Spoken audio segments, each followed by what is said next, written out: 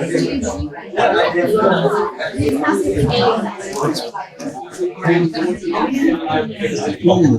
huge. Man, I got to introduce you. That's great. All right. You ready, Phil? Yeah, I'm good. Hey, good morning, everybody. We got our third speaker up here today. Second speaker. My privilege. I didn't get to a chance to know I'd be introducing Phil Wylie. I think everybody's familiar with Phil. A veteran of the industry. My name is Brett Anderson, by the way, with Exonius, and my son Peter.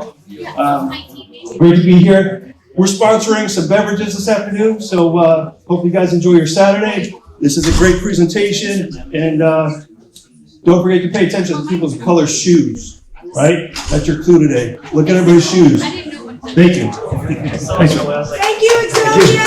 Thank you.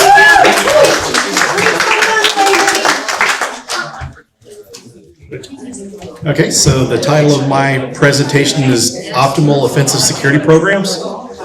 So kind of part of the inspiration for this talk, and you'll see one of the slides later on, is I worked at this global consumer products company, and at the organization, people didn't know, in cybersecurity, didn't know the difference between offensive security, different assessments in offensive security, like red teaming, the difference between red teaming, pen testing, or vulnerability scanning. So this was kind of some of the inspiration for this talk. And this is kind of like a version 2. I added some of the gaps and how to overcome some of those gaps in pen testing and offensive security. So I'm the offensive security expert at Horizon 3 AI. We're an autonomous pen testing product. And some of these gaps that we're going to discuss can be readily addressed using Node Zero. So I've been in cybersecurity for over 20 years, the offensive security side for over 12 years. I'm an offensive security instructor and former adjunct instructor. I used to teach pen testing and web app pen testing at Dallas College, but I continue to teach workshops at conferences and for other organizations. I run a DEF CON group in Denton, Texas, DC 940. I'm the concept creator and co-author of the Pen Tester Blueprint, starting a career as an ethical hacker. This evolved out of my presentation or lecture I gave to my students each semester at Dallas College on pen testing careers. So it became a conference talk and then eventually became a book. I was in the Tribe of Hackers Red Team book, and I'm a host of the Phillip Wylie Show and previously hosted the Hacker Factory podcast. So we're going to discuss offensive security, the different types of offensive security approaches, identifying gaps in offensive security programs, and strategies for optimizing and overcoming the gaps in offensive security. So offensive security is assessing security from a threat actor perspective. You hear about all these breaches, these threat actors, nation states, malicious hackers, hacking into these environments, and there's no better way to assess your digital assets than taking the approach of a threat actor, using those same tactics and techniques that they use. The most common and most obvious is computer hacking, but then also social engineering and physical attacks. A lot of these breaches nowadays are usually kind of the outcome of social engineering. Usually it's some kind of malware or ransomware sent to a target. It's getting a lot harder to gain footholds in the environment. So stuff like social engineering and sending malware and that type of stuff is a lot more prevalent and used a lot during these types of assessments. So offensive security is an important complement to vulnerability management. So offensive security performing pen tests is kind of grading to see how well your vulnerability management program is going, how well your security program in general is going. You're able to go in and assess those environments and look for the weaknesses. So there's different targets, and this is just a non-inclusive list of all the items out there that you can test. But more commonly, people know about the hosts, the computers, networks, servers, cloud applications, hardware, IoT, OT, and ICS environments. AI is one that's becoming more common and needs to be tested because people are actually using AI. Previously, we didn't have accessibility to AI, but it's being widely used to generative AI.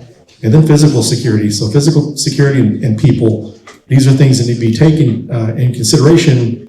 And you can have one of the most secure environments, but if a threat actor is able to get hands on a keyboard of someone that's logged in, it doesn't take much hacking skills to gain access to the data. So we need to make sure we're testing physical security. And this even goes beyond just your data center. If you're like a telecom company or a utility company, you have vehicles, vans and stuff that you use for service. You have expensive products that are used to install telecom systems or internet access that you want to keep secure. So you need to take in consideration securing these lots that contain these vehicles for that.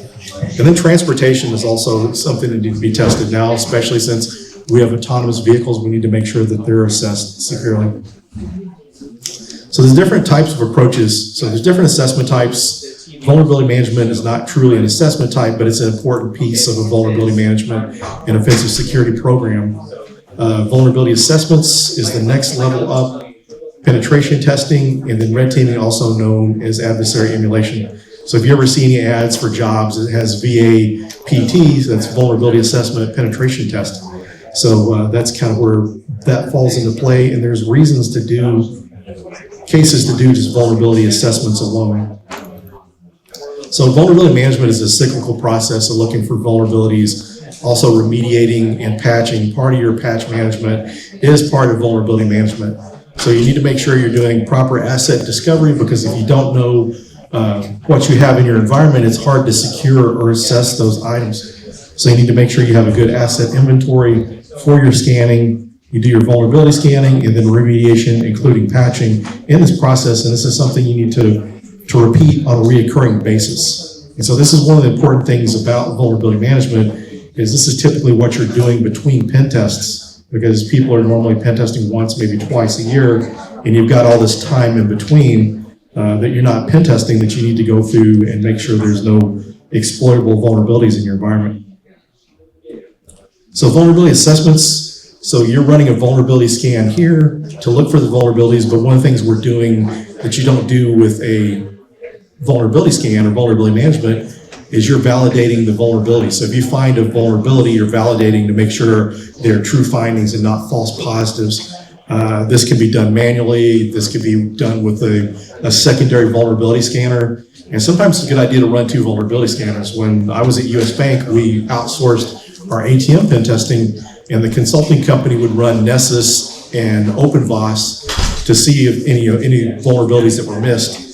And so you're also doing some manual testing as well, not just completely depending on vulnerability scanners. But one of the things you're not doing is you're not actually exploiting or hacking into the systems. So one of the advantages here is there's some environments that you want to be more careful in, some ICS or OT environments that you want to be careful, because you don't want to take down some manufacturing process, cause any harm to a power grid or some type of water treatment facility.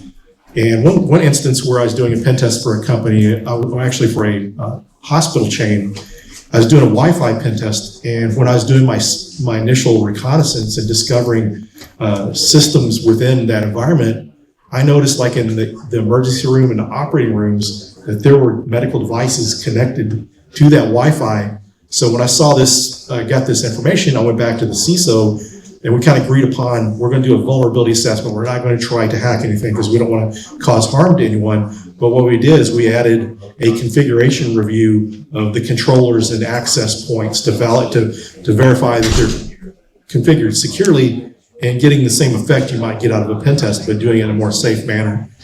And sometimes people want a vulnerability assessment over a pen test just to prevent any kind of outages or any kind of data being injected into a database that they don't want there. But in most cases, you'll see pen testing, but there's times when vulnerability assessment is a better option. And so penetration testing, this is pretty similar to a vulnerability assessment. You're doing your vulnerability scanning, you're using manual tools to detect any vulnerabilities, and you're also, one of the things that pen testing will do better than what vulnerability management will is finding any kind of false negatives. By doing manual testing, you're able to detect things maybe the vulnerability scanner is not going to pick up. You're validating the vulnerabilities like you do in a vulnerability assessment. And one of the things you can do in a vulnerability assessment is you can do research to see if those vulnerabilities are exploitable and list that in your report, but you're not able to exploit. But in a pen test, you're actually exploiting those vulnerabilities.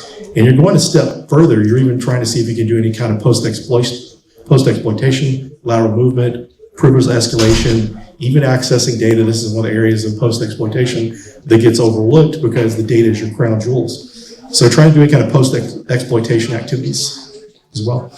And so the different types of pen testing, so the more common, more hacker approach is black box, also known as a blind pen test. You have gray box, which is kind of a combination, kind of a medium between the black box and the white box, also known as crystal box or assumed breach. And so one of the things these each testing types that you're going to run into is the black box approach is going to require a lot more reconnaissance. You don't have an idea of much details about that target. Sometimes this is not like a really well-defined scope. In some cases you might get IP addresses or domain names, but with a crystal box or white box pen test, you've got all the IP addresses, so the scope is fully defined. Some cases like applications, you've got credentials, usernames and passwords, different levels of access in that environment. You get all IP addresses and domain names, and with application source code, so it's a good idea to test the source code. And this is a good way to more thoroughly test those environments. And a gray box is typically what you're going to see more commonly with a pen test. And sometimes it'll be considered a black box, but you've got information on it. You've got a defined scope. With a black box pen test, you could miss items. So you could go in and test somewhere, and if you don't discover any of those items during the reconnaissance, they're going to get missed being tested. So it's kind of a good idea to do a combination of these things. And where with the white box testing, you didn't see that as common in infrastructure. But what's happened over the years, our endpoints have gotten a lot more secure. It's harder to get a foothold in environments, and it's more reliable on social engineering or using breach password databases to be able to do password spraying to gain access. But typically in the past, if a company went in, did a pen test, they weren't able to get a foothold, they'd write up the report, mention any vulnerabilities they found, and that really wasn't a lot of value to the customer. With the assumed breach model, this is kind of also could be considered an insider threat test or a ransomware readiness, because there's so many cases where you take ransomware, someone gets sent the email with the ransomware, you click on it. If you do a pen test authenticated, you'll be able to see what is possible through ransomware attacks. And then you have all sorts of insider threats, disgruntled employees, nation states implanting people in those environments to steal intellectual property. So there's a lot of cases where there are people on the network with access, and you need to test that, because if you just do the black box approach, you're missing out on a lot of vulnerabilities.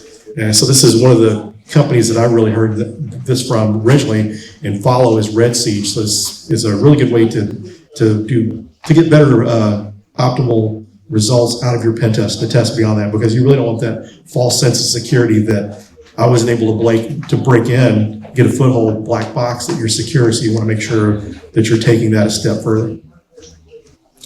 And so red teaming, so this one really gets confused. So I don't know really who was responsible with the confusion. I think it's some vendors did, because red teaming is more adversary emulation, using tactics, techniques, and procedures, TTPs, to emulate a real-world threat actor attack. So with a pen test, you're looking for all the vulnerabilities that are exploitable and exploit those. And people know that this pen test is going on.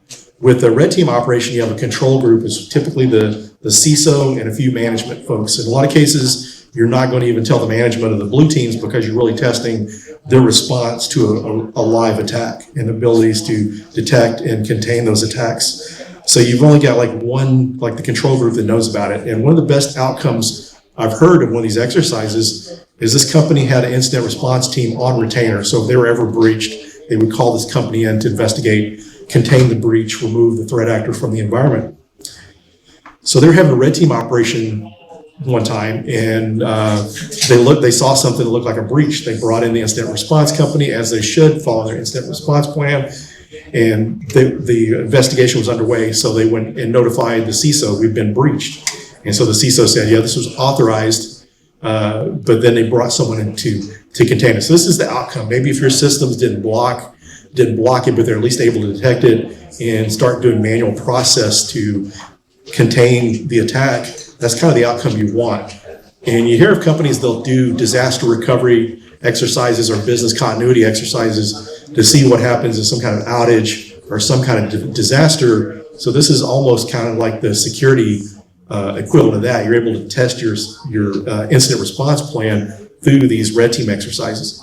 And the thing is, you really want to do both of those, and you can't do red teaming alone, because red teaming is not looking for all the exploitable vulnerabilities. They're just trying to find one way in. And in a lot of cases, they'll emulate APT groups from MITRE. They'll find a particular APT group, and maybe one that's in your industry. So if you're in oil and gas, you look at some ATP groups that normally target them and test your readiness against those organizations.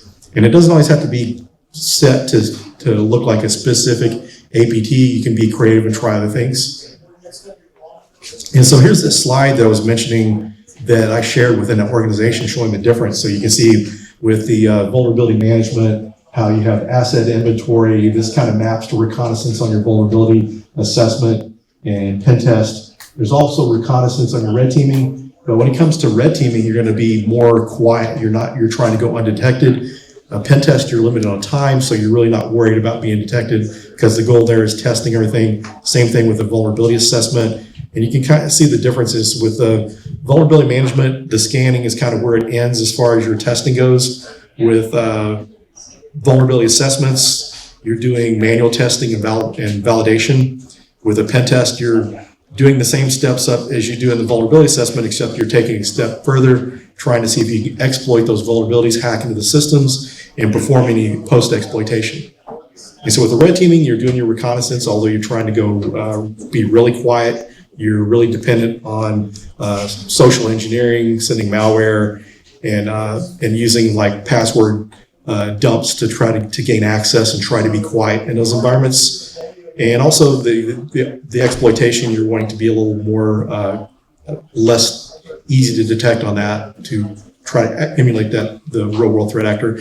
And one of the best descriptions I heard for red teaming was the founder of Dallas Hackers Association. His description was the red team tests the blue team, and that's a really good simplified definition.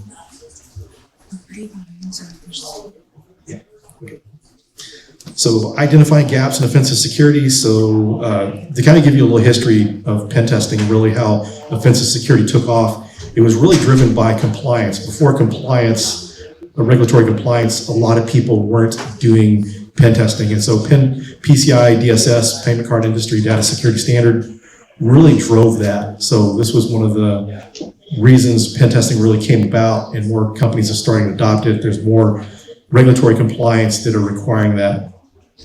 And so identifying some of the gaps within offensive security. So assessment frequency. And one of the reasons you want to do frequent assessments is, I have an example for one of my consulting jobs. The company we're doing a pen test for was an external pen test with a 90-day retest. So I came back after 90 days to retest the environment. I started running my vulnerability scans and noticed they remediated all the criticals, highs, and mediums. But then I noticed that Nessus had picked up one of these low criticality vulnerabilities. Someone figured out how to exploit it. Now it was critical or high. If they hadn't done the retest, that vulnerability could have laid open for a year, giving threat actors opportunity to hack into those systems. So you really need to be doing these more frequently. And part of your overall program is frequent pen testing and filling in with your vulnerability management, your vulnerability scanning between assessments. So if they would have maybe not had a pen test performed, but at least did a vulnerability scan between pen tests, they would have at least seen that there was a new vulnerability that was critical. So other gaps or methods that are overlooked. So physical security, social engineering, red teaming, assumed breach, and purple teaming. So these are kind of overlooked. Really with the social engineering, the phishing emails that companies are sending out, they're really doing they're using these email phishing campaign tools, and they're only testing for clicks and security awareness. You need to be doing phishing campaigns with actual live payloads, because you're also testing to see what would happen in a ransomware attack, since that's usually how ransomware is delivered. So you want to be able to test that way. So that's one of the ways it's being overlooked. So wireless networks, cloud, your IoT devices are ways that someone could exploit to get into those environments. And frequency, so to kind of overcome these gaps, increase your frequency. Continuous pen testing or using automation and autonomous pen testing is a way to improve the scalability and frequency. When I was at US Bank, there were 13 people on our team, and we weren't getting through half. We're only getting through half of the PCI pen testing each year. So if we'd had a tool like Horizon 3's Node Zero autonomous pen testing tool, we could have tested that environment multiple times a year. So this is a way to scale, and using automation and autonomous pen testing is like the next evolution in pen testing. Because at one time you didn't have vulnerability scanners, you didn't have Metasploit, you were dependent on manual techniques. Now with all the technology, the amount of systems we have, we really need something to help scale, and using something like automation and autonomous pen testing is a good way to do that. And also implementing bug bounties. So bug bounty programs, your applications are exposed and being tested 365 days a year, same way a threat actor has access to that. And bug bounty researchers are pretty interesting. Some of them specialize in certain types of attacks, and they may find something that a pen testing company may not be able to find in an application because they specialize in certain types of attacks. And so make sure you're using bug bounty responsible disclosure on applications, mobile apps, and APIs.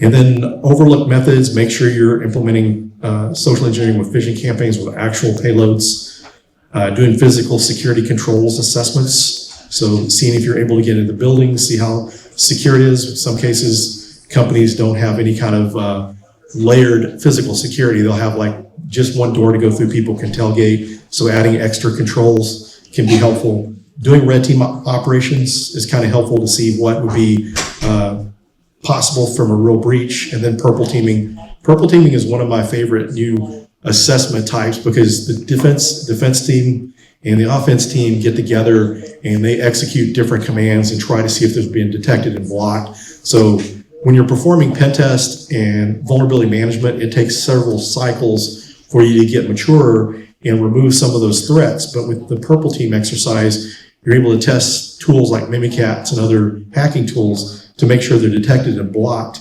And once you're able to eliminate some level of tool set, you're eliminating a certain level of threat actors. Maybe script kiddies or lower level hackers may not be able to get in your environment. Maybe it'll take something like a nation state. So this is a really good way to help tune those endpoints, and is also referred to as security controls validation. And other overlooked gaps is just those different environments like wireless networks, cloud, IoT devices, and even including your cameras, like inside your buildings with those cameras. Sometimes they're using default credentials, and it makes it really easy to get in. Sometimes there's no password at all. So sometimes threat actors can actually see sensitive data that you wouldn't want them to see. So we can open it up to questions. Yeah,